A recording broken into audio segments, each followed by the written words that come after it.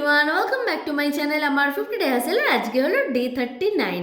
আমি তোমাদের সাথে আজকে শেয়ার করি চলো কাতলা মাছের রেজালা রেসিপি। তার জন্য শুকনো খোলায় প্রথমে কাজু, চারমগজ, পোস্ত একটু ড্রাই রোস্ট করে মিক্সিতে পেস্ট করে নিয়েছি। আর নিয়েছি আদা, রসুন, কাঁচা লঙ্কা বাটা, লাস্ট নিয়েছি ফ্যাটানো টক দই। আমি এখানে কাতলা মাছের পেটের পিস ইউজ করেছি। ওখানে একটু নুন মাখিয়ে ম্যারিনেট করে কিছুক্ষণের জন্য রেখে দিয়েছিলাম। তারপর কড়াই সরষের তেল গরম করতে দিয়ে দুটো পেঁয়াজের টুকরোকে ভালো করে ভেজে ঠান্ডা করে মিক্সিতে পেস্ট করে নিয়েছি। তোমরা চাইলে এটা জলে সেদ্ধ করেও পেস্ট করে নিতে পারো। তারপর কড়াই আবার সরষের তেল গরম করতে দিয়ে ম্যারিনেট করা মাছগুলোকে একে একে হালকা ভেজে নিয়েছি, বেশি ভাজার দরকার নেই।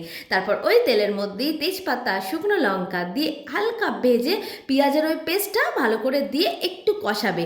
আর তারপর দিয়ে দেবে আদা, রসুন আর কাঁচা লঙ্কার পেস্টটা।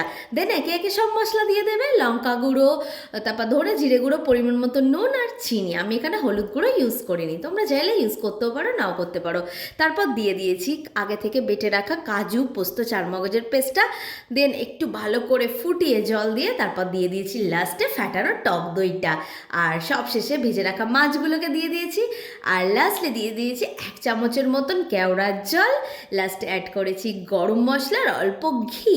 ব্যাস, তাহলে তো রেডি আমাদের টেস্টি টেস্টি কাতলা মাছের রেজালা। এটা গরম ভাত দিয়ে জাস্ট দারুণ লাগছিল খেতে। কেমন লাগলো জানিও, ভালো লাগলে আমার চ্যানেলটাকে সাবস্ক্রাইব করে দিও। বাই।